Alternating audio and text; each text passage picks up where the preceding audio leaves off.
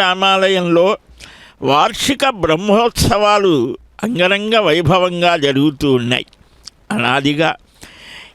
దానిలో భాగంగా ఈరోజు ఇంత అద్భుతమైనది మన భారతీయ సనాతన హిందూ ఆర్ష ధర్మ విశేషాలని మనం గమనిస్తే, అవగాహన చేసుకుంటే ఎన్నెన్నో విశేషాలు.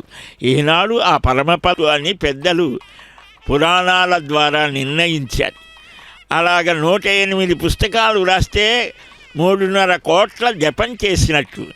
ఆ మనస్సు వచస్సు అన్నీ కూడా ఏకమై అలాగ తపస్సు అనేది అదే అని అలాగ చేయటం ద్వారా మన రఘురాముడితడే కాంగవీరుడు, ఈతడు చేసిన చేతలెన్ని అయినా కలవు ఈతడే.